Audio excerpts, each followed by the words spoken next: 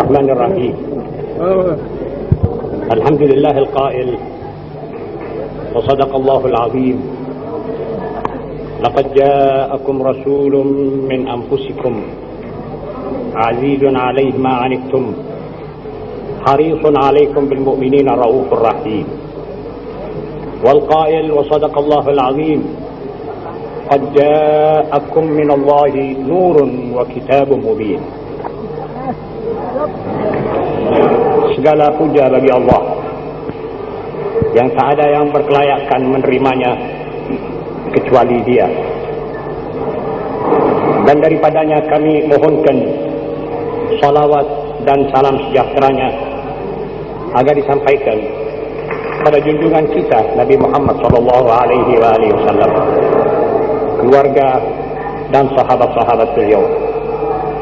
Kemudian kami mohon berkat syafaat beliau sallallahu alaihi wasallam agar dalam majlis yang bahagia ini dosa-dosa kita diampuni oleh Allah, amalan-amalan kita diterima olehnya, yang lupa di antara kita disadarkan, yang lari dipanggil, dan yang masih sesat agar diberi petunjuk sesegera-gera. Amin ya rabbal alamin. Ashabul fadilah, para alim ulama yang saya hormati, Bapak Bupati Kepala Daerah tingkat 2 Pasuruan Al-Haji Jelitong Suyoto, dan Bapak-bapak Muspida, yang terhormat para asatidz, yang terhormat para undangan, dan para santri yang bahagia. Assalamualaikum warahmatullahi wabarakatuh. Umat Islam di seluruh dunia pada bulan Maulid ini mengadakan upacara-upacara peringatan kelahiran Nabi Muhammad sallallahu alaihi wasallam. Tidak terkecuali Yapi di dalam bumi Indonesia yang juga hampir di semua tempat mengadakan upacara-upacara seperti ini. Barangkali kita umat Islam bersepakat atau dapat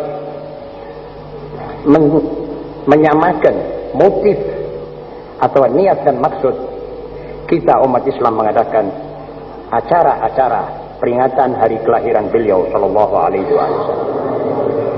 Pertama, mensyukuri nikmat Allah yang mentakdirkan kita menjadi umatnya, di samping mensyukurinya karena beliau dijadikan nabi kita, nabi terakhir itu.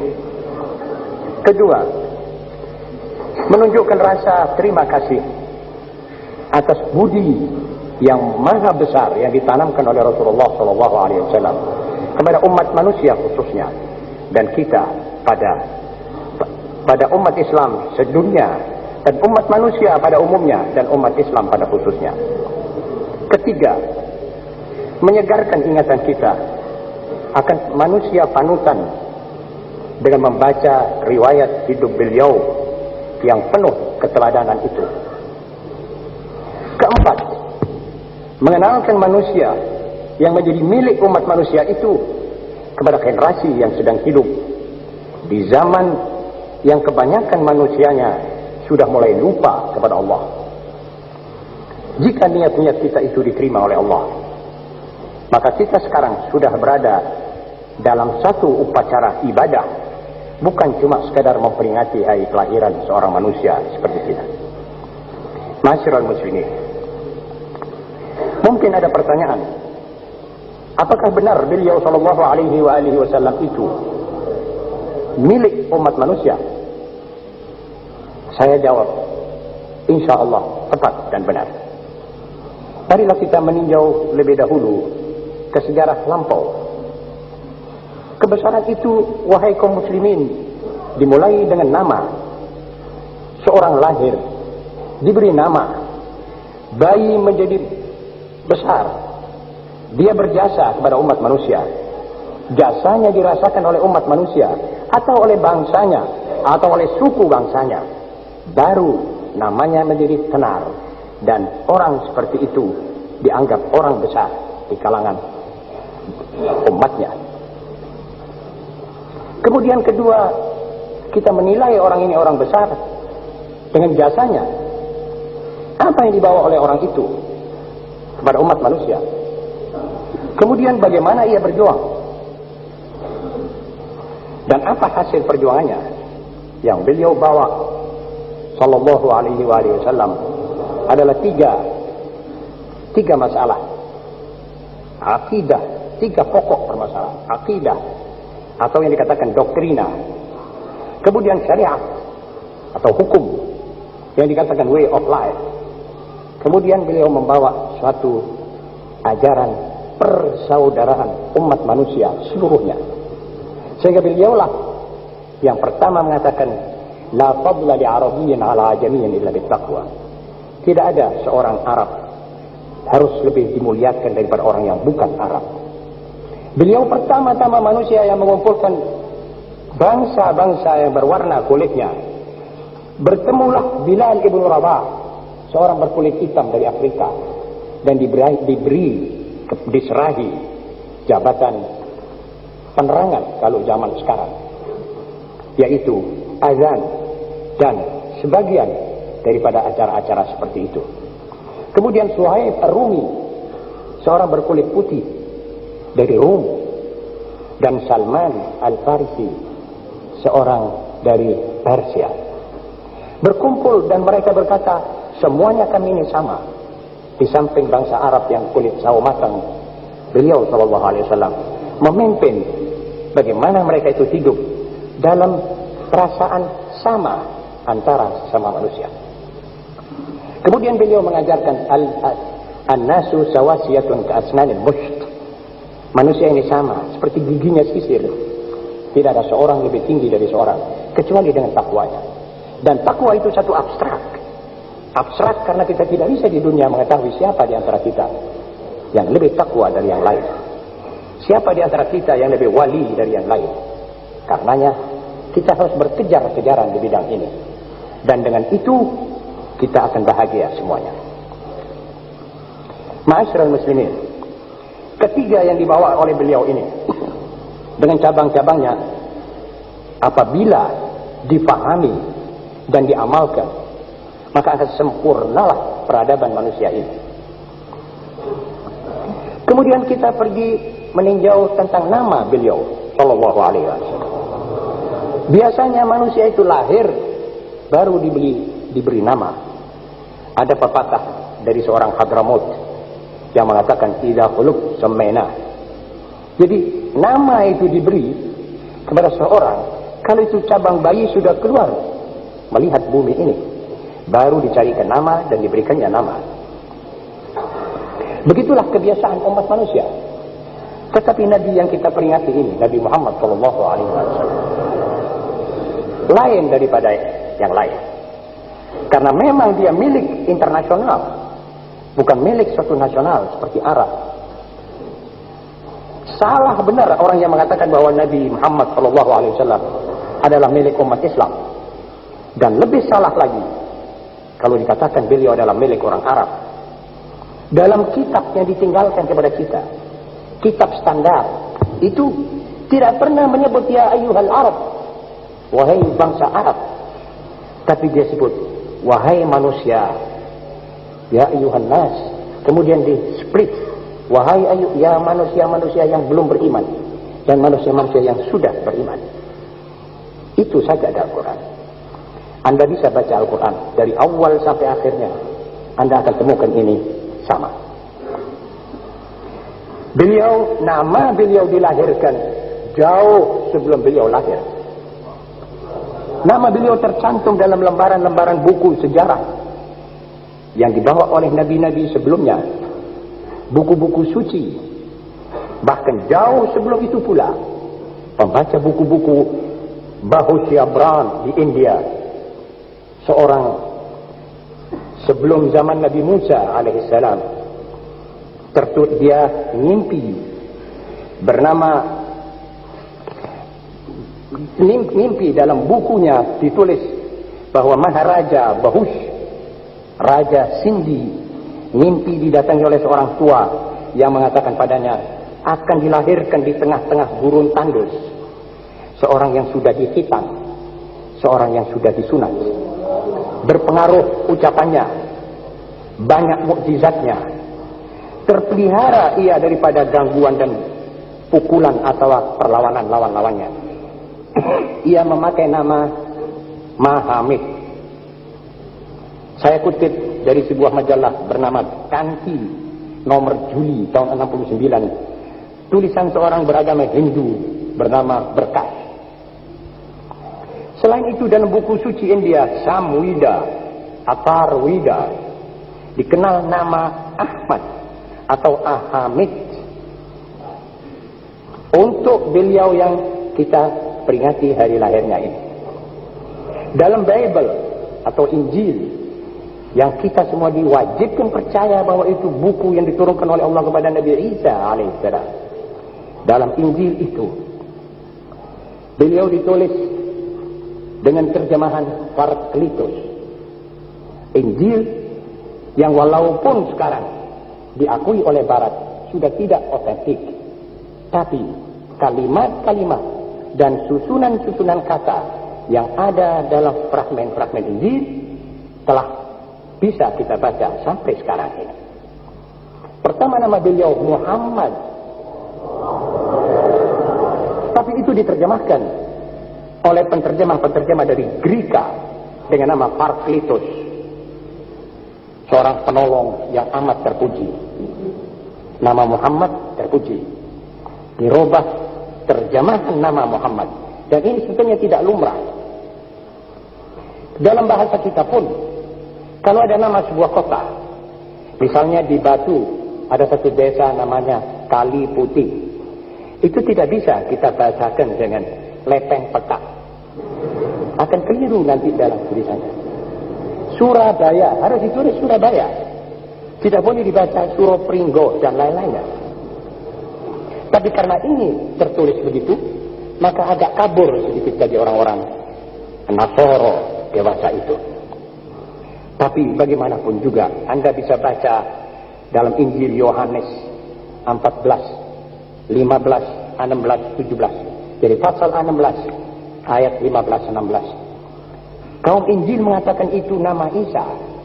Tapi sebenarnya karena ada ramalan-ramalan yang kira-kira isinya nanti akan ada orang yang akan tetap tinggal bersamamu kepadamu atau bersamamu untuk selama-lamanya. Bukan Isa, sebab Isa tidak selamanya. Karena ada kata-kata seperti itu, maka sulit untuk kita katakan itu adalah Yesus sendiri, sebab beliau tidak meramalkan dirinya untuk itu. Ma'asyiral muslimin, karena itu seorang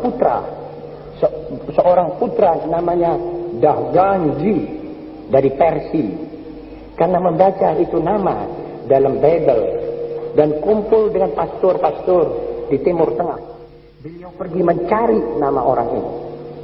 Ditunjuk oleh pastor setelah ia lahir bahwa tempatnya sekarang sudah masuk tempat hijrahnya di Madinah. Dan begitu beliau melihat Muhammad Shallallahu Alaihi Wasallam, diuji dengan beberapa ujian yang diberitahu oleh pastor di belakang beliau atau guru-guru beliau, bahwa ini orang di belakang, di pundaknya ini ada tanda, ada tok, kata orang Jawa, sebesar telur burung dara. Dan beliau ada sifatnya tidak menerima dekat, tidak menerima sedekah, tapi sedekah disedekahkan. Kalau hadiah dia terima. Dia catat ini 3 sifat. Pergi kepada Nabi Muhammad SAW. Pertama-tama beliau mengatakan, ya Muhammad, saya ada sedekah. Beliau bilang, ya ini panggilkan orang-orang, suruh makan bersama sedekahmu. Jadi dia bilang, betul, ini orang tidak terima sedekah. Kemudian lain kali dia datang, dia bilang, ini hadiah dari saya ya Rasulullah. Diterima oleh dia. Tinggal yang ketiga yang belum disahkan. Beliau mau melihat ini, cari jalan bagaimana beliau bisa melihat, tapi beliau memakai baju. Akhirnya waktu beliau Shallallahu Alaihi Wasallam hadir dalam pemakaman jenazah seorang sahabat. Itu orang keliling ini. Anaknya dah ganji ini keliling. Muter-muter mau cari jalan. Rasulullah SAW berhenti sejenak dalam khutbahnya untuk memohonkan ampun kepada yang ditanam ini. Beliau tanya, kenapa? Apa engkau mau lihat ini? Itu waktu Salman Al-Farisi seperti gemeter. Dia bilang, tunggu sebentar. Dibukakan, dia bilang. Di situ dia bilang, asyhadu an la ilaha illallah wa asyhadu anna Muhammadar Rasulullah. Saat ini dia terima dari guru-guru beliau sallallahu alaihi wasallam. Dari guru-guru Salman, orang-orang pastor, orang-orang yang baca betul ini Bible. Ma'asyiral muslimin. Karena girangnya Rasulullah sallallahu alaihi wasallam dan karena agak kecil hatinya Salman ketika kumpul dengan bangsa Arab dan care-nya Arab, ditanya, ente ini bangsa apa? Salman tidak bisa menjawab. Sebab bangsa Persia waktu itu terkenal sebagai beragama Majusi. Beliau ditanya, bangsa apa? Dia bilang, saya sebenarnya bangsa Islam. Kemudian Rasulullah SAW menjawab untuk imbangan. Dia bilang, Salman minna ahlal bait. Salman dari keluarga kami ahlul bait. Dari keluargaku sendiri. Ma'asyiral muslimin. Dan karena pula untuk ingin menyaksikan menyingsingnya fajar bahagia itu, seorang pendeta bersama Bahira yang berdiam diri di tengah gurun tandus di Syria, saben-saben meneliti kafilah-kafilah orang Arab yang melewati negeri itu, mencari seorang yang namanya sudah dikenal dan tanda-tandanya bisa dipengerti seketika itu dari Injil Nabi Isa alaihissalam.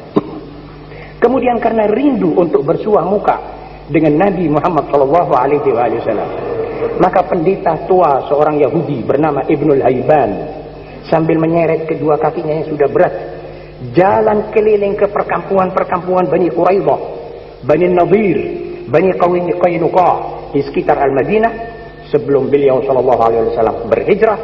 Ibnul Hayban memesan kaumnya untuk bersiap-siap menyambut agama seorang nabi yang sekarang ini akan segera menuju tempat hijrahnya, yaitu kota kita ini.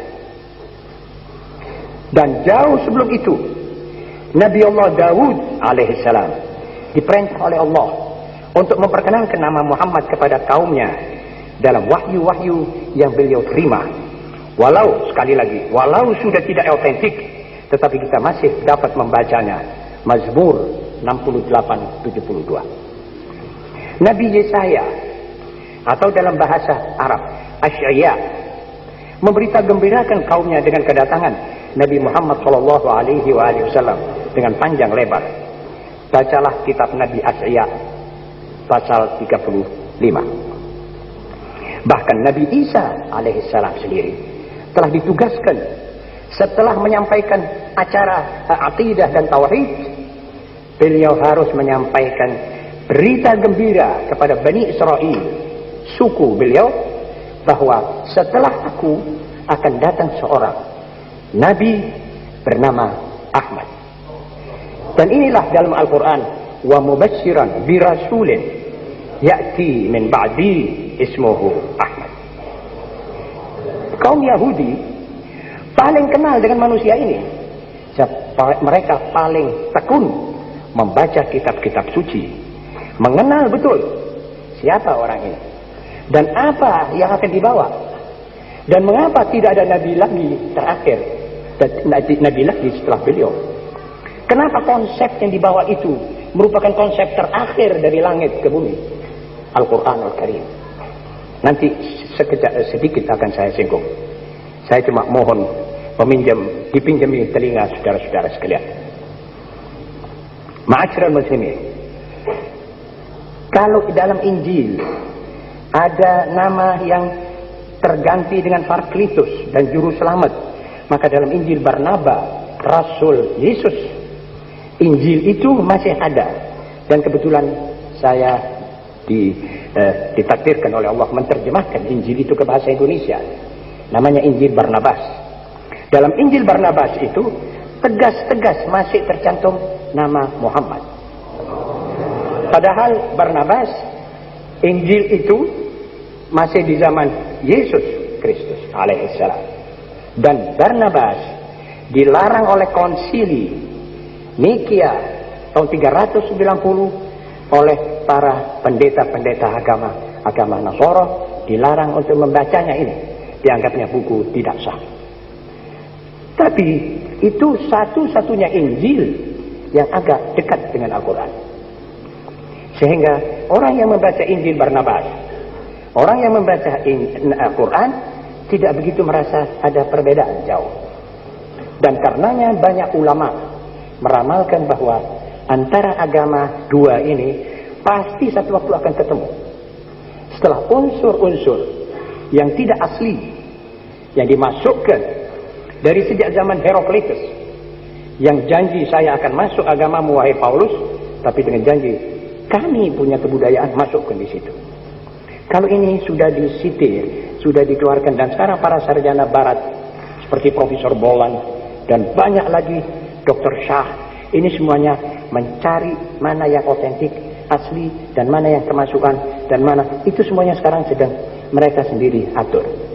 Mudah-mudahan tidak lama kita bisa ketemu dengan dua kitab, yang satu paling otentik yang belakangan itu, yaitu Al-Quran, dengan saudaranya yaitu Injil.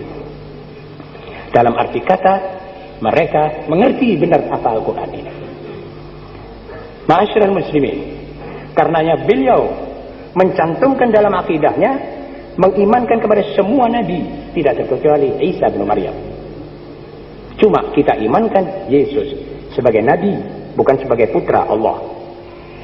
Dalam ajaran Nabi Muhammad SAW, tidak ada hubungan antara yang mencipta dengan ciptaannya. Jadi, kalau ada orang yang mengatakan bahwa manusia bisa bersatu dengan Tuhannya, itu teori sebenarnya bisa ditafsirkan maknawiyahnya, tidak letterless. Kalau saya katakan bisa adanya teori yang mengatakan manunggaling kawula Gusti, itu tidak letterless. Sebab yang menciptakan Qaf atau Fiat, dia tidak bisa manunggal dengan Fiat. Lain, so, biologis tidak ada hubungan. Tapi otaknya itu bisa mengeluarkan satu ide sehingga keluar. Jadi keluar hasil seperti itu. Jadi kiranya manunggaling kawula Gusti dalam arti maknawiyah, rohnya orang ini bisa didekatkan dengan Allah, sehingga seperti tidak ada hijab antara dia dengan Allah. Dan itu menurut ilmu tasawuf topnya taqarrub. Kalau anda sudah tidak merasa ada tak tedeng aling-aling antara anda dengan Allah, terkena musibah, tahu bahwa ini dari Allah, terkena sesuatu, mengerti bahwa ini dia yang menggerakkan, dapat rezeki, tidak congkak, berhasil, sukses, tidak sombong membusung dada, gagal, tidak putus asa. Ini akibat dari suatu yang dekatnya rohnya manusia ini dengan penciptanya, yaitu Allah Subhanahu wa taala.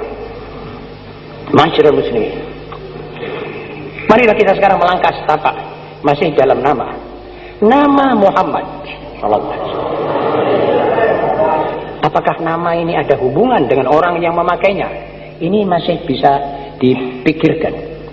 Mengapa suku-suku Arab yang melahirkan dari suku kata Hamidah, Yahmadu, Hamdan, Hamidun, Ahmad, Mahmud, kok sepanjang sejarah Arab tidak ada satu orang pun yang terlintas dalam pikirannya akan menamakan anaknya ini Muhammad? Kenapa orang-orang Dahganji dan orang-orang Nasoro dan Yahudi yang mengerti betul bahwa ini nama akan lahir, akan ada seorang lahir, orang ini merupakan intinya manusia, memakai nama Muhammad, kenapa kok tidak satu orang pun kepingin mengatakan, wah kalau gitu anakku saja? Jangan jauh-jauh, suku Arab sendiri. Mengapa kaum Yahudi, Nasrani, dan agama Persia tidak seorang pun yang tidak mengerti nama ini dalam arti kata bahasa mereka, dan tidak lantas dipakai nama itu untuk putra-putra mereka? Siapakah gerangan yang akan menanyakan ibunda beliau Aminah radhiyallahu anha, atau nenek bayi agung itu yang namanya Abdul Muttalib tentang pemakaian nama Muhammad SAW untuk anak Aminah dan cucu Abdul Muttalib. Apakah kebetulan nama-nama manusia itu, dan apakah juga kebetulan nama-nama manusia yang mengitari beliau itu juga nama-nama indah dan baik? Kenapa? Kita harus renungkan. Quraisy khususnya, keluarga Abdul Muttalib umumnya berkebiasaan memakai nama, memakai atau menamai bayi-bayi mereka itu bergandengan dengan nama-nama arca dan berhala. Abdul Muttalib punya anak namanya Abdul Uzza, Abdul Wud, Abdul Manaf, Abu Lahab, Abdul Harith. Kok lantas mendadak sontak memakai nama Abdullah untuk ayahanda beliau? Abdullah ini kalau ditafsirkan dalam bahasa Indonesia, hamba Allah. Kok tidak hamba Uzza, hamba Lat, seperti mana kebiasaan Abdul Muttalib, kecondongan beliau? Itu anak bungsu. Justru Abdullah inilah yang melahirkan Muhammad SAW. Mengapa nama ibundanya Aminah? Artinya ayam, aman. Kok berlainan dengan perempuan-perempuan Quraisy seperti Al-Khansa, Afra, Sauda, tetapi ibunya namanya Aminah. Mengapa? Penyusunya bernama Halimah. Halimah ini dari Hilm. Hilm itu ayam, sabar. Dan Sa'diyah dari suku Bani Sa'd ibn Bakr. Dan Sa'd itu artinya Su'ud. Su'ud itu bejo. Apakah semua itu, wahai kaum muslimin, terjadi secara kebetulan? Ataukah memang perlambangan baik di balik kehidupan manusia terbesar itu? Ma'asyiral muslimin, marilah kita sekarang masuk dalam inti acara. Manusia yang namanya Muhammad itu telah diutus oleh Allah. Jadi sudah mengalami proses pemeliharaan atau pemeliharaan domba, lalu berdagang sedikit. Sekarang dia sudah sampai 40 tahun dan sekarang menjadi Nabi Sallallahu Alaihi Wasallam. Lebih dahulu kita membayangkan situasi. Di sini kita bisa tahu betapa kebesaran seorang manusia. Dan kenapa kita anggap dia manusia terbesar.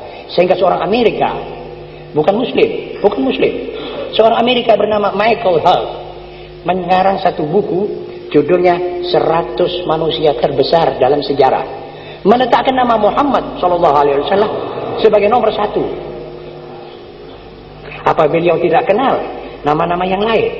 Apa beliau tidak kenal nama Yesus Kristus? Apa beliau tidak kenal nama Musa ibnu Imran? Apa beliau tidak kenal nama-nama orang-orang besar, George Washington, Abraham Lincoln, dan lain-lainnya? Saya kira beliau lebih tahu daripada kita, bangsa Indonesia, akan pahlawan-pahlawan terbesar di dunia. Tapi beliau mencantumkan nama Muhammad nomor 1. Dan dia tentu tidak akan fanatik. Sebagai seorang ilmuwan harus menggali segala sesuatunya betul-betul syarat itu. Antara lain dia sebut kebesaran seorang ini dengan apa yang dibawa. Ini orang membawa hampir satu buku standar yang nanti Anda semua akan tahu apa isi buku itu. Lebih dulu kita mesti membayangkan situasi dan kondisi sekitar beliau. Seorang penganjur tidak menulis, tidak membaca, jadi ummi. Apa ada di dunia seorang penganjur, seorang pemimpin, nulis tidak bisa, baca tidak bisa? Dengan demikian beliau tidak pernah membaca isi buku-buku yang lama. Beliau tidak mungkin baca Atar, Wida, Bhagavad Gita, tidak bisa. Juga tidak baca Injil, tidak baca Taurat dan sebagainya, Tapi ini satu ciri khas. Dan manusia ini kalau hidup di tengah orang-orang di Jepang, di Amerika Serikat, atau di Jerman Barat, maka orang tidak kagum. Umat sudah hidup, umat sudah seperti menyala. Tapi hidup di tempat yang masyarakatnya juga buta huruf. Dilalah negeri itu juga gersang, tandus, tak ada air, tidak menyimpan air hujan, apalagi air di bawah tanah untuk menyuburkan itu, dan tidak menumbuhkan tanaman. Kemudian masyarakatnya sedang dijajah dari timur oleh Persia, dari barat oleh Rum. Apakah yang Anda dapat bayangkan di Amerika, di mana industri besar cuma dijaga oleh 3-4 orang buruh? Nangis ya. Nah, kemana buruh saya nanti? Jadi itu sudah tidak praktis lagi. Dan banyak yang tapi ajaran Al-Quran tiap tahun dia tiap sinkron dengan zaman. Dan zaman malah kadang-kadang menyocokkan dirinya dengan dia. Nanti saya akan sebutkan betapa hebatnya itu kitab yang ditinggalkan kepada kita. Hebatnya itu kitab yang ditinggalkan kepada kita. Sehingga kalau kita mempelajari kitab itu 10-20 tahun barangkali belum.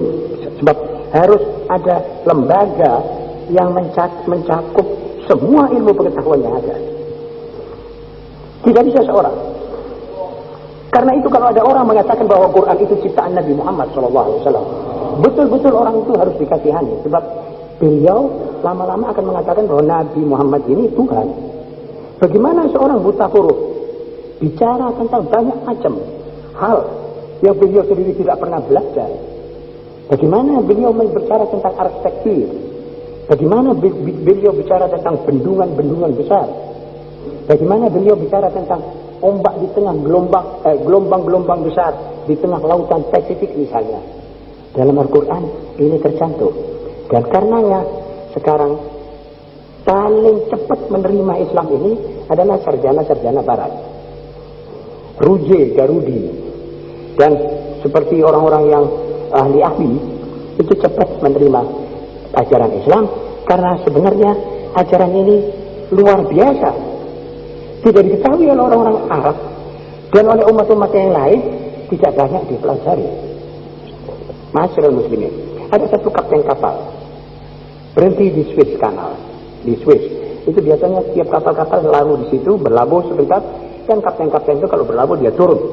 Ini belanja, pergi ke pasar, dia lihat ada toko buku, dia masuk, dia baca, dia bilang ini buku, dia kelihatan dari jauh, ya Holy Al-Quran, Quran suci. Dia beli itu buku. Dalam hatinya bilang, apa gerangan yang akan dibicarakan oleh seorang Arab Badui ini?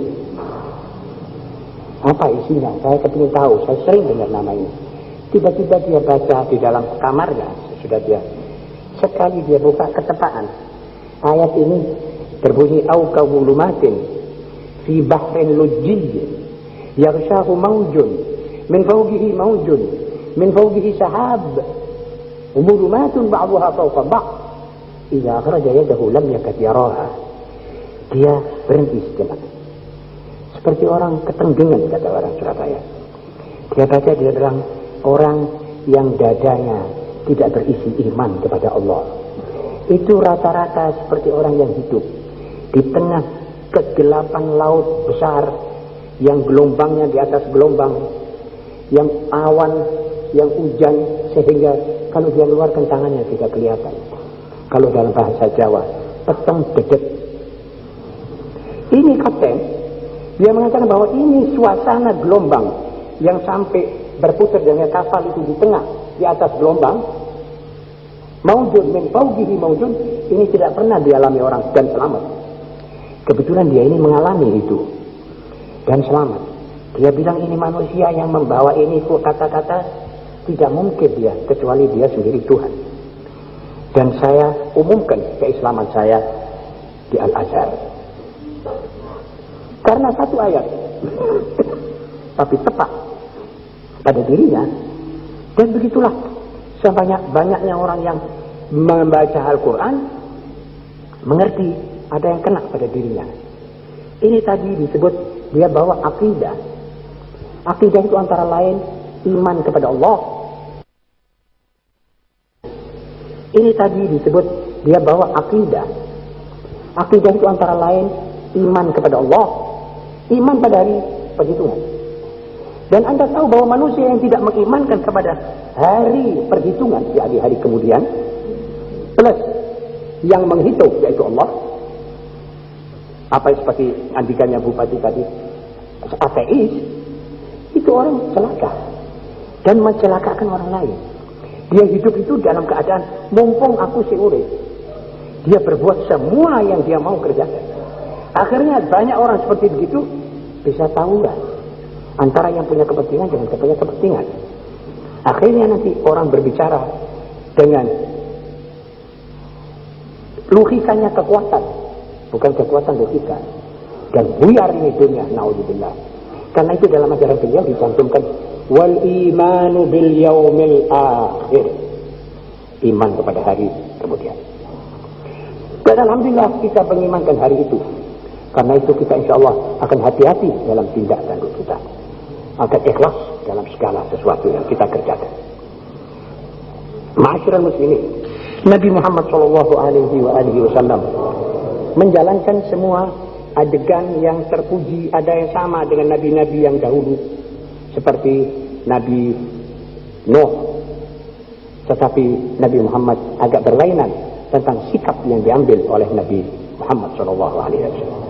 Pertama, Nabi Nuh ketika dikasih tahu bahwa umatnya sudah tinggal sekian, tidak akan lagi akan masuk agama Nabi Nuh, maka Nabi Nuh minta daripada Allah agar umatnya itu dihancurkan. Rabbi la tazar 'alal ardi minal kafirin dayyara. Nabi Muhammad SAW, kelanjutan dari doanya Nabi Nuh yang dicantumkan dalam Al-Quran, ya Allah, jangan kau tinggalkan sebatang kara hidup di muka bumi ini berkeliaran. Hancurkan ini semua umat ini ya Allah. Sebab kalau kau tinggalkan, mereka akan melahirkan orang yang seperti mereka ini juga. Sudah tutup, sudah pesimis. Maka Allah SWT menurunkan taufan. Dan taufan itu menghabiskan umat Nabi Nuh. Kemudian kita kembali pada Nabi Muhammad SAW. Beliau diganyang oleh kaumnya. Suku-suku Arab diganyang. Dan klimaksnya adalah waktu beliau ke Taif, memanggil pada agama Islam orang untuk masuk agama Islam. Beliau dilempari batu kakinya sampai berdarah, diludahi, serban seperti ini diseret sampai lehernya merah. Akhirnya dijungkrakkan sana, jungkrakkan sini. Beliau terduduk di balik satu tembok satu kebun, sambil berkata, ya Tuhan, ya Allah, saya mengadukan kelemahanku, kekurangan pikiranku, dan kehinaanku di sisi manusia. Anta Rabbul Mustada'afin, Engkau adalah Tuhan orang-orang yang lemah, bantulah aku. Apa? Datang malaikat dua yang menjaga gunung dua di Taif, mengatakan, ya Muhammad, bagaimana kiranya kalau dua gunung ini kami jepitkan kepada bangsa Quraisy ini? Nabi mengatakan, jangan. Kalau mereka ini sudah ditakdirkan untuk mati kafir, maka saya masih memohon barangkali anak-anak turunannya nanti ada yang akan menyembah kepada Allah. Nabi Sulaiman mengatakan, Rabbi ja'alni ala Rabbi habli mulkan la yanbaghi li ahadin min ba'di. Nabi Sulaiman mengatakan, ya Allah, berilah aku satu kerajaan, kemaharaja-dirajaan yang tidak mungkin ada orang di dunia mempunyai seperti saya. Sehingga kuda-kuda beliau ribuan, jemurut-jemurut, walhasil angin dipegang oleh dia, jalannya angin diberikan oleh Allah, jin, setan semua di bawah pengaruh beliau. Saudara-saudara Nabi Muhammad SAW dan Yusuf pula alaihissalam, saudara Nabi Muhammad SAW. Ya saudara, senabi, beliau berkata, Rabbi ja'alni ala khazainil ardh, jadikanlah aku ya Allah menjaga khazanah-khazanah bumimu ini. Apa Nabi Muhammad SAW? Doa Nabi Muhammad, Allahumma ahyini miskinan wa amitni miskinan waj'alni fi zumratil masakin wahsyurni fi zumratil masakin. Hidupkanlah aku ya Allah sebagai orang sederhana miskin, dan matikan aku sebagai orang miskin, dan bangkitkan aku kelak bersama kalangan orang-orang miskin dan du'afa. Karenanya beliau mati tidak meninggalkan apa-apa, sudah disedekahkan. Bukan tidak ada di tangannya, tetapi yang ada di tangannya diputar untuk keridhaan Allah. Si fakir miskin, si yatim piatu. Sampai pernah beliau khutbah di atas mimbar, dia bilang, wahai kaum muslimin yang merasa keberatan hutang, datang kepada saya akan bayar hutangnya. Tapi yang punya pusaka, cepat-cepat bagikan itu. Zakatnya umat Islam tidak diterima oleh beliau, pun oleh keluarganya, jangan. Tapi kalau hadiah dari hati ke hati, bisa mereka terima. Masyarakat muslimin supaya tidak mempelajarkan sifat atas loba. Tapi perjuangan beliau mencetak kader dari umat yang buta huruf, umat badui, tidak tahu lor kidul, umat yang kadang-kadang membunuh anaknya hidup-hidup, dicetak oleh beliau dalam tempo 23 tahun menjadi statman, negarawan hebat. Dahsyat apa yang dikerjakan oleh Abu Bakar, Omar, Utsman dan ahli-ahli hukum yang menyadap dari sebuah buku seperti ini kecilnya, itu seperti Imam Syafi'i, Maliki, Hambali, mazhab Ahmad bin Hanbal dan mazhab satunya lagi apa? Abu Hanifah. Dari buku ini mereka keluarkan hukum yang hampir tidak ada satu permasalahan di dunia yang tidak dibahas. Imam Syafi'i membuat satu dasar, satu risalah yang namanya Ar-Risalah. Itu basisnya undang-undang sedunia dan sampai sekarang berlaku. Umurnya kitab Imam Syafi'i al-Um. Bagaimana kalau seorang membangun rumah itu jorongannya kena ke tempat tangga. Itu yang sekarang diatur orang-orang kota-kota peraja dan orang-orang perumahan. Itu oleh Imam Syafi'i 1150 tahun kira-kira sudah dibahas. Apa kita tidak gumun? Apa kita tidak merasa heran? Hasil ciptaan manusia yang tadinya kita urus ini bermadrasahkan ini. Dan madrasah ini bukan sembarang madrasah. Ya. Dan madrasah ini tetap membuka dirinya untuk dikoreksi.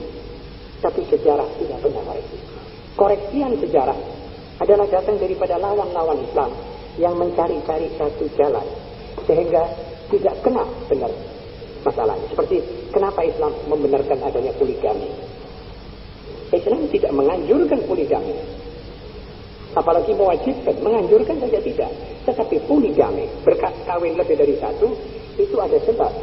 Kalau seorang punya istri, sudah punya anak, sudah dikasihi, dicintai, kemudian dia jatuh sakit, apakah itu kanker atau apa, tidak bisa melayani suami, itu suami tidak boleh, tidak dapat dibenarkan untuk berzina, tapi dia dibolehkan ngambil satu lagi, karena ini ada halangan. Jadi karena halangan, seorang suami muslim dibolehkan poligami. Tapi orang yang di mana di Amerika yang hampir free sex, itu mereka tidak bicarakan. Sebenarnya itu yang mesti dikoreksi. Jadi itu tidak tepat. Dan ini Quran menantang setiap makhluk untuk membuat seperti ini atau menyalahkan mana yang salah. 1400 tahun jalan dia sejarah ini dan dia tetap otentik. Dan tidak ada satu buku yang dihafalkan oleh hampir 50 juta kaum muslimin sedunia kecuali kitab ini. Dan tidak mudah orang hafalkan ini. Alhamdulillah di Indonesia kian hari kian banyak jumlatul qurra wal huffaz. Al-huffaz kian banyak. Sebab walaupun kita tidak mengerti, sementara kita bisa baca dan bacaan kita merupakan ibadah dan ibadah itu ada pahalanya. Terus. Sekarang saya akan sebentar meninjau segi-segi ilmiah dari Al-Quran. Kurang sempurna kita peringati Nabi Muhammad SAW. Saya kira kalau tidak kita bicarakan segi-segi ilmiah dari buku yang dia tinggalkan ini. Sebab ini penting buat kita. Pertama, dalam Al-Quran ditulis Iqra bismi rabbikal ladzi khalaq. Anda bisa bayangkan sebuah buku tidak diturunkan dengan nama Bismillahirrahmanirrahim, Alhamdulillah, dengan nama Allah, dia bilang bacalah. Mendadak sontak Nabi menerima Jibril dan mengatakan bacalah olehmu. Dia bilang saya tidak bisa membaca ya Jibril, saya engkau tahu saya orang buta huruf. Dia bilang bacalah. Dia bilang lastu biqari, atau dalam riwayat lain ma'ana biqari. Diseringkap dia. Dia bilang Iqra bismi rabbik alladzi khalaq. Karena tadi dia bilang Iqra, kita tidak bisa saya baca. Tapi sekarang waktu Jibril mengatakan bacalah engkau wahai Muhammad, bukan dengan kepintaranmu membaca. Sekarang kau baca dengan nama Tuhan yang menjadikan. Maka dia baca. Lah kalau satu buku permulaannya saja ada Iqra, lalu dalam ayat keempat ditulis disebut pena, alladzi 'allama bil qalam 'allama al-insana ma lam ya'lam. Apakah pantas ada umat Islam buta huruf? Apakah ada tempat buat orang buta huruf di tengah-tengah naungan hukum seperti ini? Saya kira betul-betul salah kalau umat Islam ada belum bisa baca, tapi pemberantasan buta huruf ini berjalan, alhamdulillah. Mudah-mudahan sekarang sudah tidak ada. Tapi saya sering-sering banyak melihat atau mendengar orang-orang membaca seperti itu masih keliru. Walaupun alhamdulillah kalau huruf Al-Quran saya kira tidak ada yang buta. Betul saudara-saudara, anak-anak itu sering kita ajari kata-kata Quran ya untuk bisa membaca huruf Al-Quran. Kemudian yang kedua, sanurihim ayatina fil afaq. Ada ayat yang bunyinya, kami akan perlihatkan tanda-tanda kebesaran kami di ruang angkasa atau di angkasa raya dan wati ampun dan dalam diri mereka, sampai mereka meyakini bahwa Allah itu benar, bahwa mereka benar sudah ketemu pada kebenaran. Sekarang ilmu pengetahuan yang waktu membaca sumastawa ila samai wa hiya dukhan, Allah menguasai langit dalam keadaan masih berupa asap. Ini ilmu pengetahuan yang paling modern sekarang, mengakui bahwa ini semuanya asalnya asap. Padahal Al-Quran sudah 1000. Bintang-bintang yang besar banget itu asalnya asap.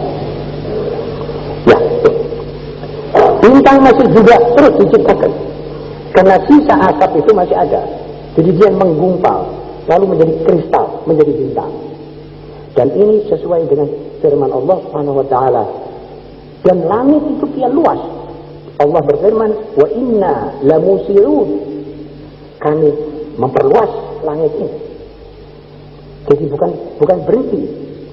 Bintang-bintang, galaksi-galaksi, itu semuanya disebut dalam Al-Quran.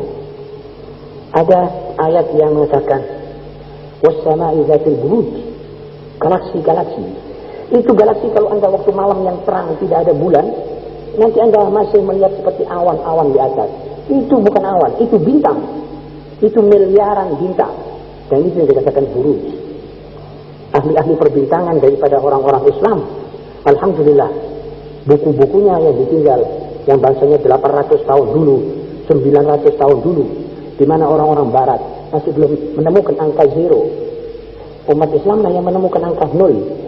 Dan karena itu Al-Jabar, ilmu-ilmu hisab, ilmu hitung dengan rumus, itu ditemukan oleh Jabir bin Hayyan dan orang-orang Al-Khwarizmi, dan semuanya itu diakui oleh seorang Prancis yang masuk Islam yang bernama Haidar Bamat. Dia dalam bukunya yang bernama Sumbangan Islam kepada Peradaban, The Muslim Contribution to Civilization, itu diakui bahwa ini asalnya dari umat Islam. Tidak, bukan dari barat, dari umat Islam. Barat melanjutkan, meluas. Seperti ilmu kedokteran. Tidak ada universitas kedokteran yang tidak kenal Ibnu Sina, Al-Husain bin Ali Ibnu Sina. Tidak ada. Dia yang menciptakan bagaimana teori demam campak atau teori demam, dan bagaimana mengobati orang yang kena TBC dengan membawa 600 rumput, lalu itu kambing dikasihkan pada itu dan sembuh. Dan dia yang menemukan bahwa itu menular dengan takdir Allah. Ulama-ulama kedokteran, ulama-ulama astronomi, dan sekarang dalam astronomi Quran masih lebih maju dari ilmu yang sudah dicapai sekarang. Justru plus teleskop yang terbesar di dunia di Amerika, di Bukit Mount Palomar di Amerika, yang panjangnya 200, medelnya sudah 5 atau 20 meter, itu diketemukan bintang-bintang yang udaranya, iklimnya seperti di bumi, bisa ditempati oleh manusia. Tapi ilmu pengetahuan berhenti Apakah sudah ada manusianya? Apa belum? Berhenti belum bisa memastikan. Sebab dia orang tidak berani memastikan. Al-Quran dalam ayat 29 surat Asy-Syura mengatakan, wa min ayatihi khalqus samawati wal ard wa ma batta fihima min dabbatin wa huwa ala jam'ihim idza yasha'u qadir. Dan dari tanda-tanda kekuatan dan kebesaran Allah adalah ciptaan langit-langit dan bumi serta penaburan makhluk-makhluk melata pada keduanya, dan ia nanti bersedia dan bisa mengumpulkan semua makhluknya di satu tempat nanti di mahsyar. Jadi Quran seakan-akan sudah memastikan ada makhluk di ruang angkasa. Ilmu pengetahuan yang paling modern mengatakan barangkali bisa dihidupi oleh manusia. Itu pun mudah-mudahan cepat mereka temukan bahwa insya Allah sinkron dengan Al-Quran. Ilmu pengetahuan sekarang mengakui bahwa bulan itu asalnya menyala, tapi lantas padam.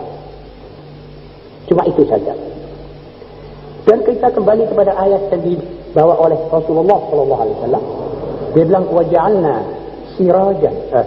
Tabarakalladzi ja'ala fis sama'i burujan wa ja'ala fiha sirajan wa qamaran munira. Siraj itu artinya matahari di sini.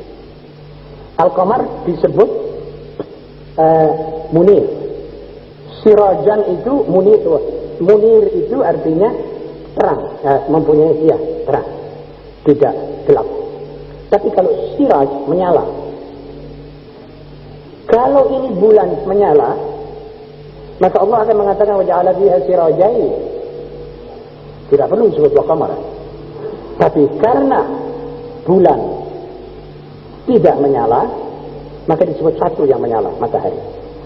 Dan dia bilang dalam ayat ini, sengaja Allah memberitahu bahwa yang satunya ini tadinya menyala, tapi kami padamkan.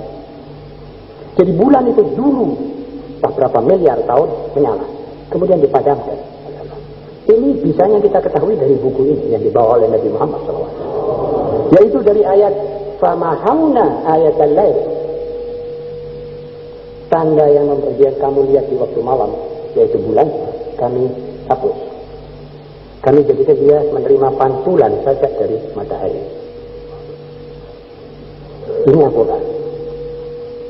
Jadi, ya, muniro, terang. Kemudian manusia tadinya menganggap bahwa manusia apabila mendaki tinggi, meninggi, dia bakal berasa lebih enak bernapas. Betul, saudara-saudara? Sebab kalau kita masuk gua, tidak ada hawa, kita bisa sesak. Tapi kalau kita tinggi, pergi ke Tretes, pergi ke gunung, puncak-puncak gunung, hawa lebih fresh, lebih enak kita tarik. Tapi kiranya tidak seterusnya kalau kamu meninggi, bisa dapat hawa. Di sini Al-Quran mengatakan, digambarkan orang yang kafir, naj'al sadrahu dayyiqan harajan ka'annama yas'adu fis sama'. Orang yang kafir itu dadanya sempit, dadanya tidak bisa, sesak begitulah, seakan-akan dia naik ke langit. Jadi seakan-akan naik. Jadi kalau yang naik langit itu mesti dadanya tidak bisa. Jadi memang betul. Sekarang ilmu pengetahuan, waktu mereka ada keinginan untuk mengharungi ruang angkasa, memasang kapsul bersera, tidak dilepaskan begitu saja. Kalau manusia dilepaskan begini, mati, tidak bisa nafas. Sok bayi dan haraja. Masyarakat muslim. Tak seorang pun di bumi tadinya sebelum ayat ini datang, sebelum ayat ini dikenal, mengetahui bahwa gunung-gunung itu mempunyai akar yang menahan bumi untuk bergoncang. Sampai Al-Quran turun, wal jibala autada. Gunung-gunung itu dijadikan sebagaimana cagak dan tiang. Waj'alna fil ardi rawasiya an tamida fiha. Memang sekarang ditemukan bahwa di bawah lapisan bumi yang agak keras ada yang lunak dan ada pula yang licin. Dan tiap gunung mempunyai semacam akar yang menghunjam di situ. Maksudnya supaya tidak mudah tergoncang oleh gelombang-gelombang macam-macam. Walaupun demikian, di beberapa tempat Gunung-gunung tidak lagi bisa berhasil kalau Allah memang mau menggempakan buminya itu. Seperti yang terjadi di Meksiko dan beberapa tempat yang lain.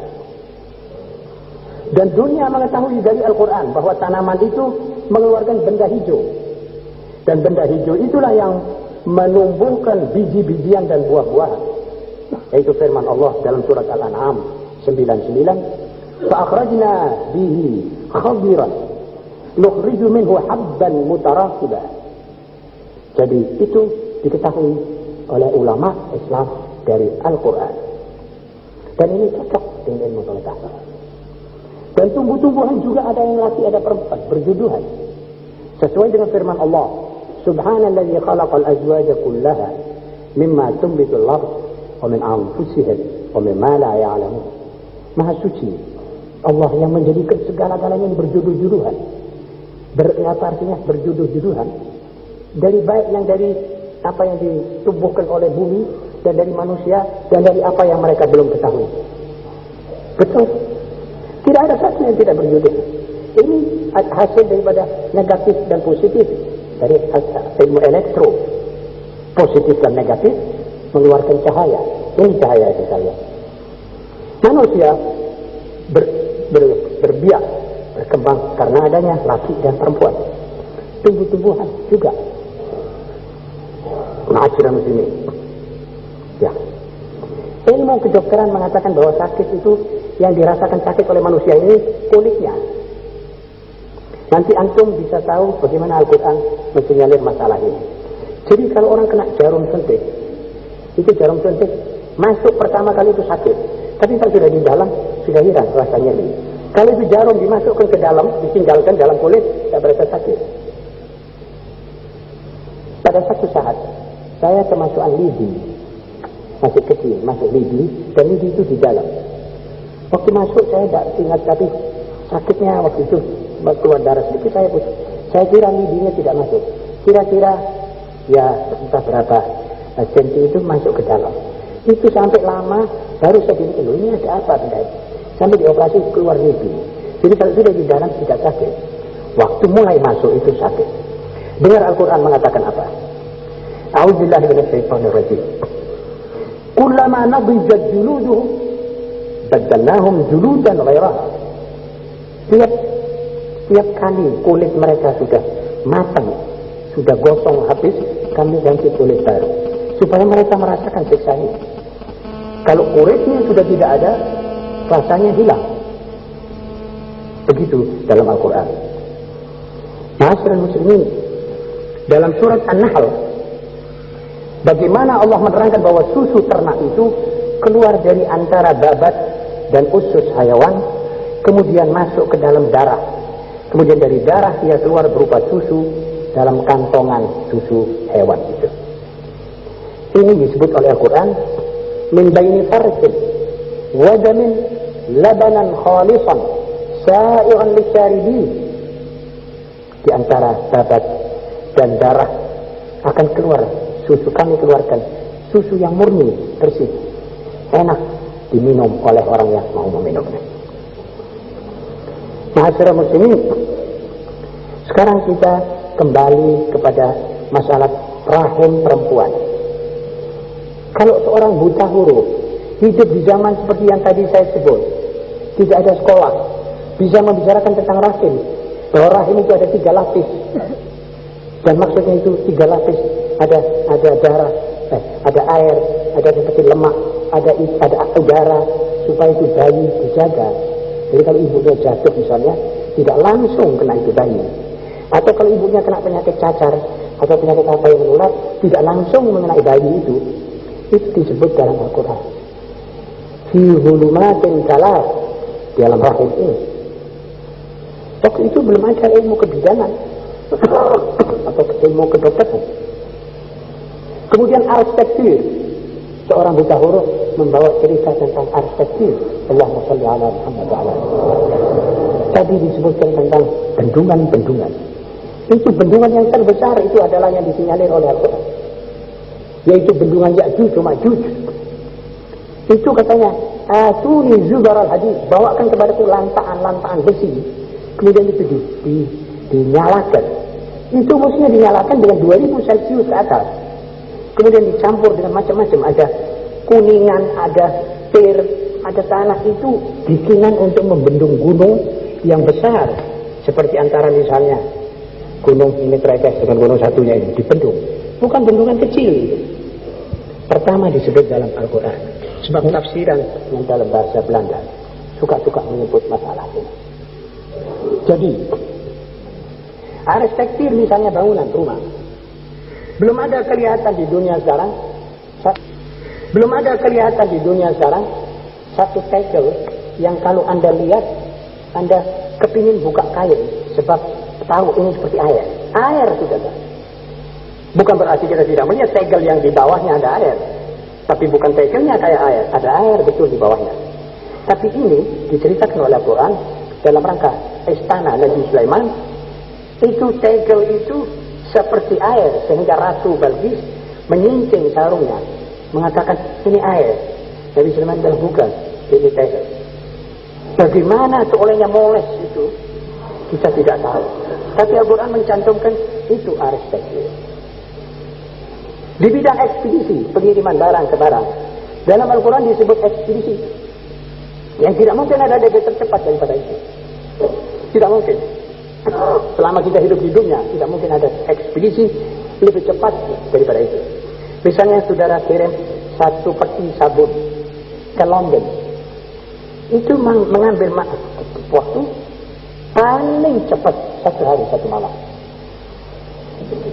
Nabi Sulaiman yang diceritakan ceritanya dalam Al-Quran, dia bilang saya tidak mau itu. Waktu jin mengatakan coba bawakan mahligai Raja Balqis dari Sabah. Jauhnya Sabah dengan tempatnya Nabi Sulaiman di Palestina 3000 kilo. Datang seorang jin yang juga termasuk hakam-hakamnya Nabi Sulaiman mengatakan, Nabi, kami bersedia membawa itu mahligai lebih berat dari ini. Ya kira-kira 3 kuintal lah kira-kira. Kata jin itu, saya bawa sebelum Paduka bangun dari tempat duduk ini. Nabi Sulaiman bilang, oh tidak, lama itu. Saya minta yang tercepat. Qala alladhi 'indahu 'ilmun minal kitab ana atika bihi qabla an yartadda ilaika tarfuk. Tampillah seorang yang mengerti Alkitab. Nabi, aku sanggup membawa itu mahligai sebelum Anda punya mata kejip. Tahu Anda itu kecepatan apa? Itu kecepatan cahaya. Kecepatan cahaya berarti 300.000 kilo per detik. Jadi bandulan jam masjid itu belum natap 300.000 kilo. Kalau itu bisa kirim ini ke London kecepatan.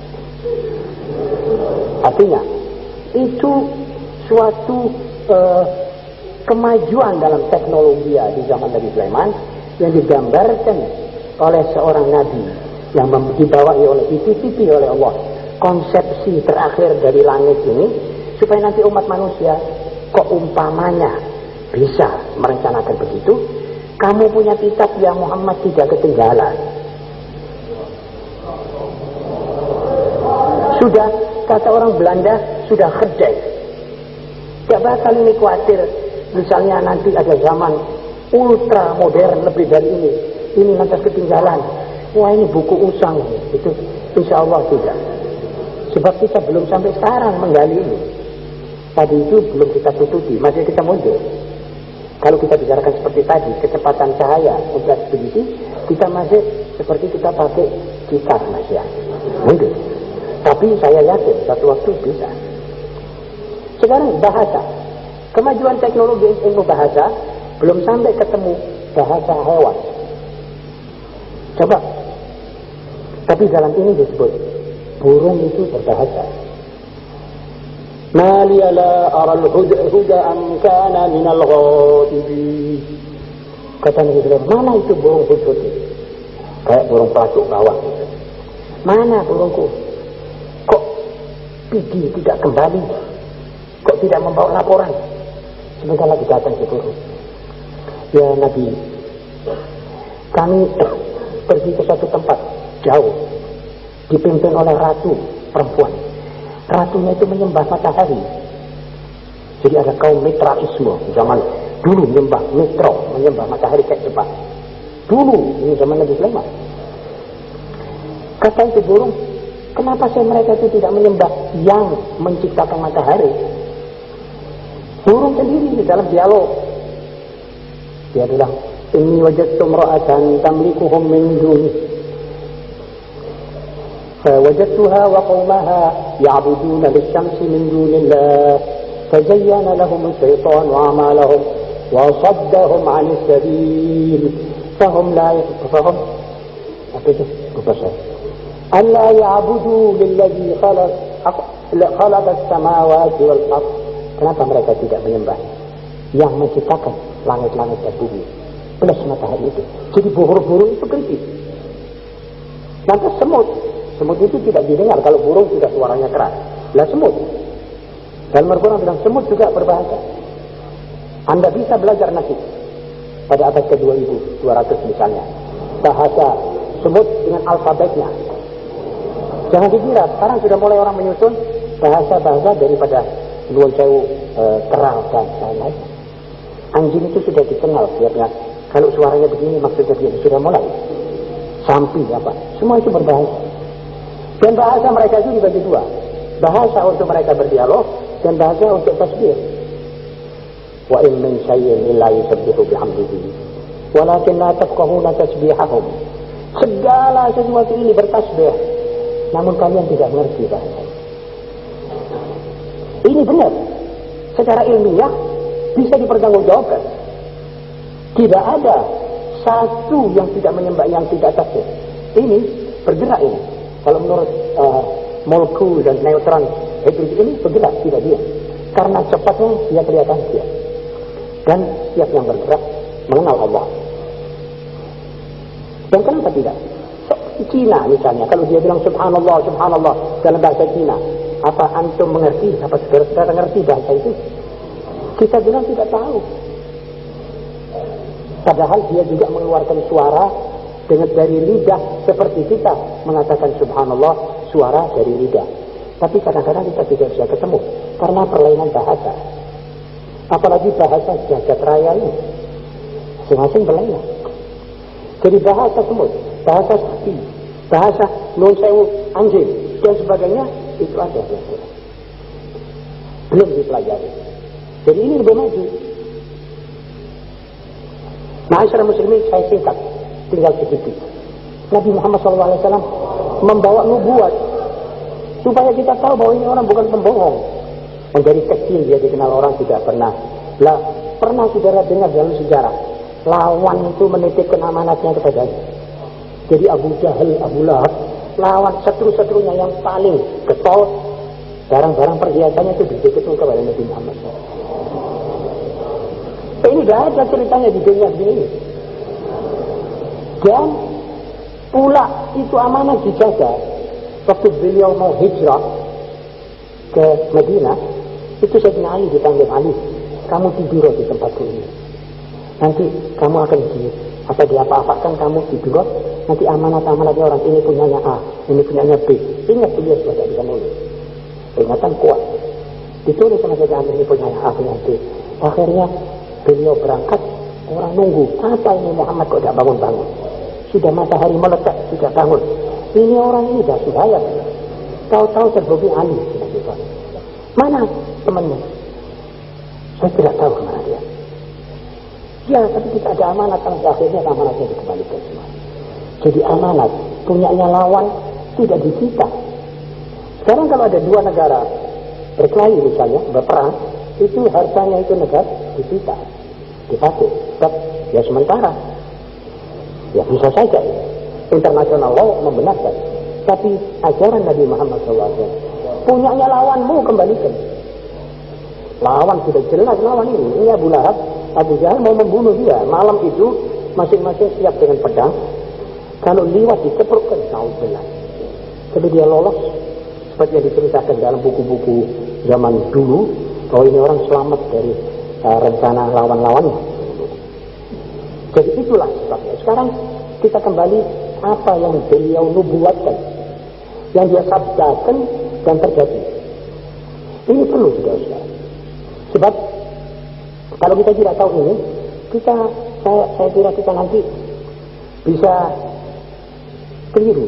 Bisa juga bahwa ini buku diambil dari luar dan apa tidak. Sekarang kita dengar. Beliau mengatakan nanti akhir zaman. Kita ini sekarang akhir zaman. Nanti akhir zaman kaum penggembala kambing tiada bersandal, berlomba-lomba membangun flag dan pencakar langit. Ini hadis sahih dalam hampir semua kitab hadis. Kitab kita ahli sunnah wal jamaah ada ini semua. Sekarang terbukti. Kalau Anda mau pergi Timur Tengah, orang-orang Saudi yang tadinya itu mengembara di Sahara, orang flag yang besar justru mereka bangun. Kalau Anda mau lebih jauh lagi ke Meksiko, ke Amerika, itu orang-orang cowboy, orang-orang memelihara sapi. Jadi pemelihara sapi, ruha isya di sini di Indonesia, maksudnya bangsanya dia. Nanti dia membangun. Sesudah petrodolar, mereka membangun begitu hebat. Bangunan yang hebat. Dan sampai sekarang. Dan di mana-mana bangunan-bangunan besar itu berkembang. Ada sabda beliau yang mengatakan nanti akhir zaman ada perempuan-perempuan yang berkeliaran, berpakaian tapi sebenarnya telanjang, atau telanjang tapi sebetulnya berpakaian. Apa beliau bersabda dalam bahasa aslinya? Kasiatin ariyat. Mereka itu berpakaian tapi begitu tipis sehingga dalam bajunya kelihatan dari jauh, dan itu sama dengan tidak berpakaian. Ini maksud beliau, nanti perempuan-perempuan yang seperti itu menunjukkan tanda hari kiamat sudah dekat. Kita nanti akan berbicara dengan benda-benda mati. Beliau sallallahu alaihi wasallam mensinyalir nanti umat manusia akan berbicara dengan benda-benda mati. Bahkan dalam beberapa dengan besi. Sekarang hamba bicara dengan benda mati.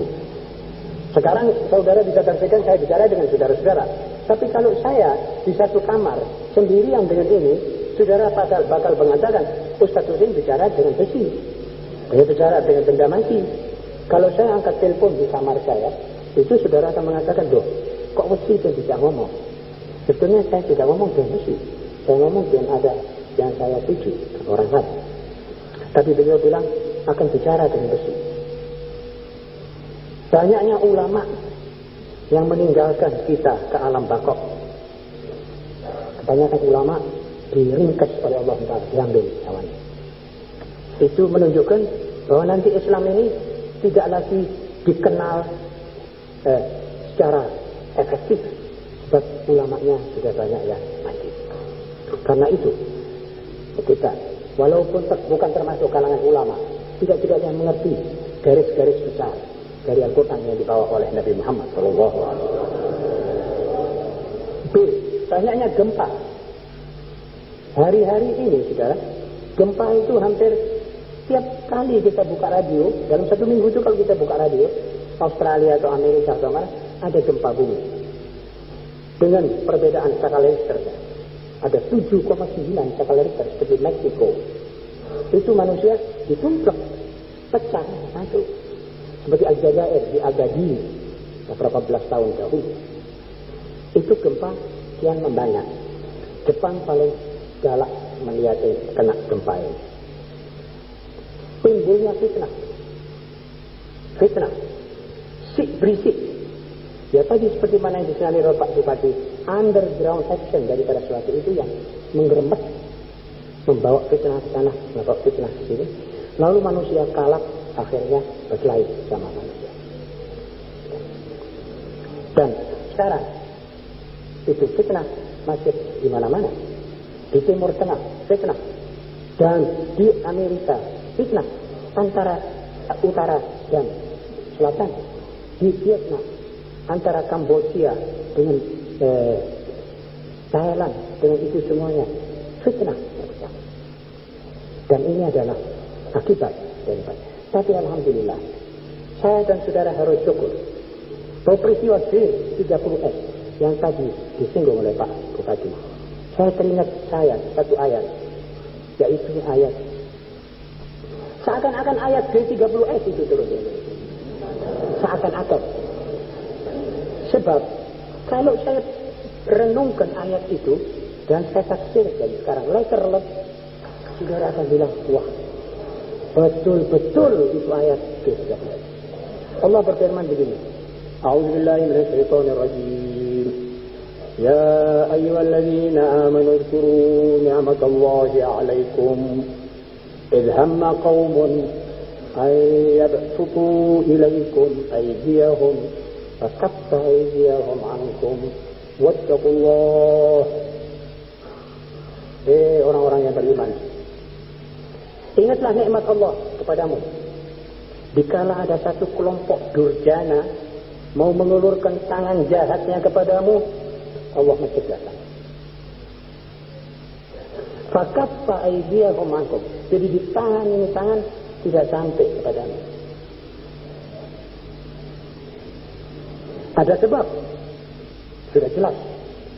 Kalau tadi Pak Bupati mengatakan RPK dan dengan Pak Syarwo Eti dan lain-lain, itu salah satu sebab. Itu Allah menggampangkan kebenaran. Tapi yang jelas, yang memainkan ini, enggak jalangnya ini Allah. Jadi kalau itu gagal, habis kaum muslimin.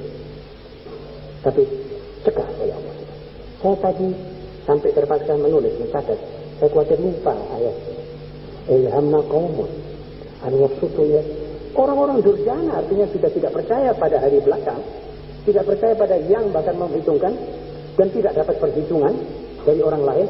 Dia keranjingan sampai mau menumpet semua yang dianggapnya tidak pro dia. Kemudian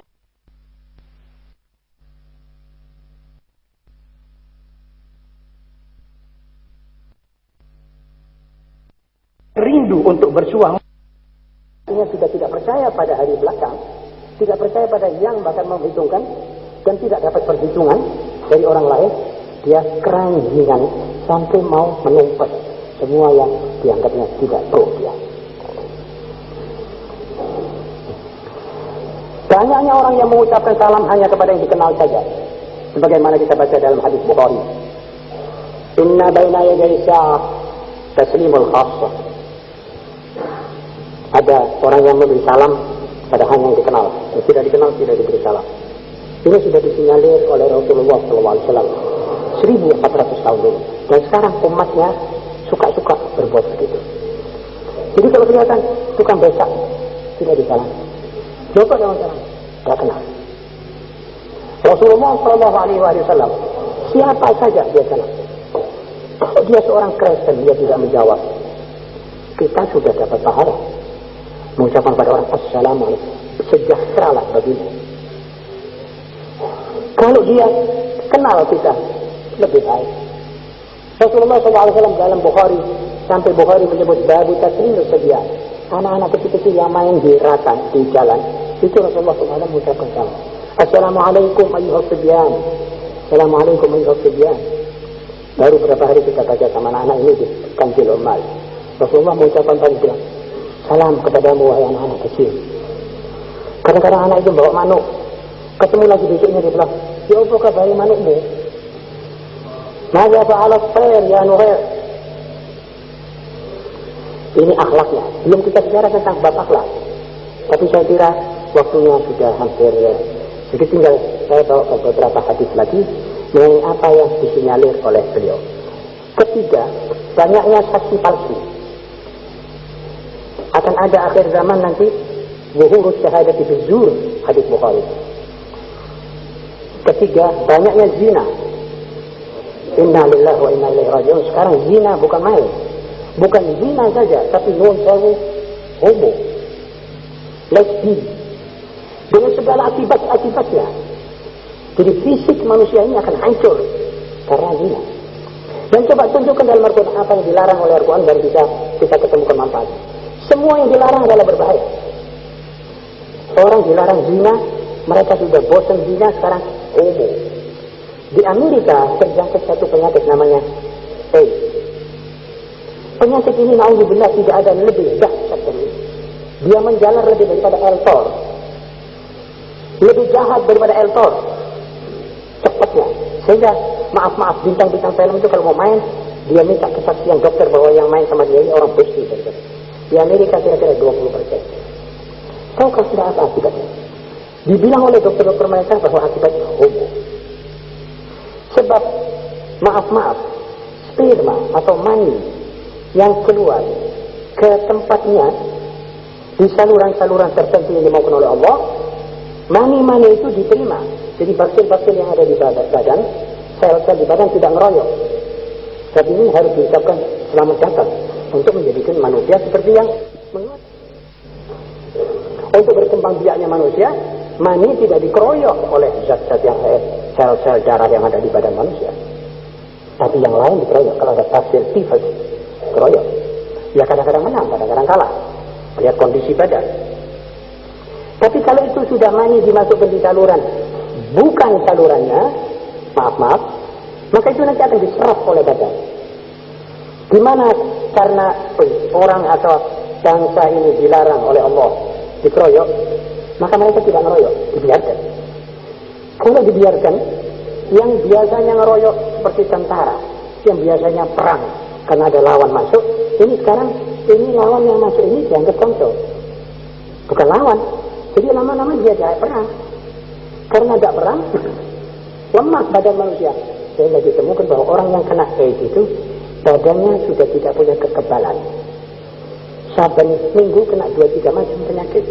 Akhirnya dia loyo dan hancur sendiri. Jadi kemungkinan apa yang mereka ciptakan sekarang dari senjata-senjata termonuklir ini sebenarnya nanti tidak digunakan, akan amblek sendiri itu bangsa. Sebab tidak mau nurut perintah Allah. Atau agama Kristen melarang. Ya. Ma'asyiral muslimin, at-tashabbuh bin nisa. Banyaknya orang yang berpakaian seperti perempuan, dan banyaknya perempuan melaki-lakikan diri. Oleh Profesor Dr. Paryono yang pernah saya kenal baik, itu beliau mengatakan itu satu akibat daripada co-education system. Jadi kalau ada anak laki perempuan dididik satu tempat, kalau kebetulan kelas itu banyak perempuannya, itu anak-anak laki-laki nanti memperempuankan diri. Kalau di situ banyak laki-lakinya, yang perempuan mau melaki-lakikan diri. Dan dia tidak mau pakai pakaian biasa, dia mau pakaian seperti orang laki. Pakai jam, pakai kaki bawahnya, kaki kulit. Dia mau naik sepeda motor, dia mau pakai celana panjang, dia mau pakai kemeja. Dia mau juga ngebut sedikit banyak, walaupun tidak berat tapi ngebut juga. Dia mau kadang-kadang lebih overacting sehingga dia mau lebih laki dari lelaki. Berat.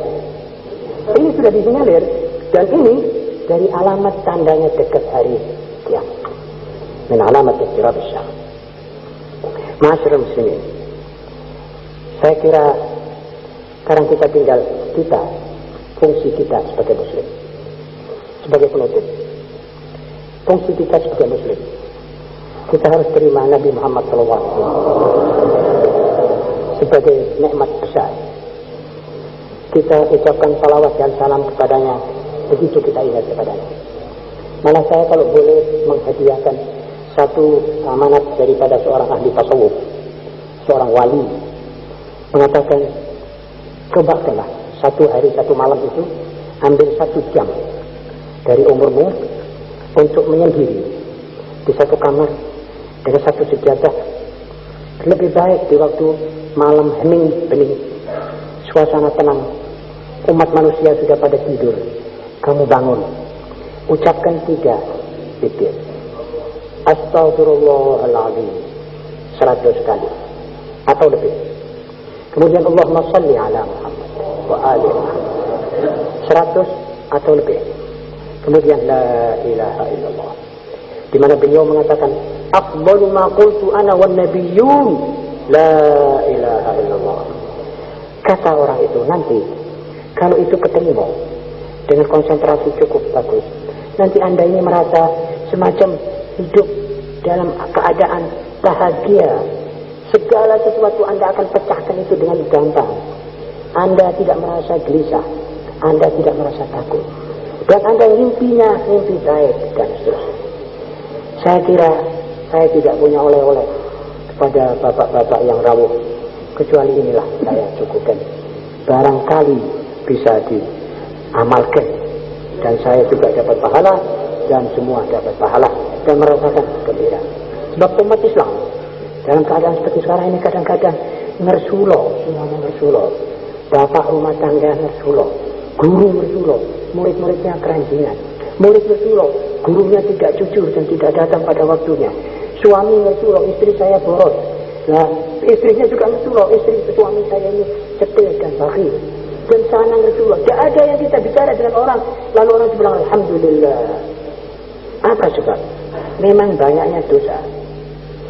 Banyaknya manusia yang sudah lupa kepada Allah. Ini harus kita akui.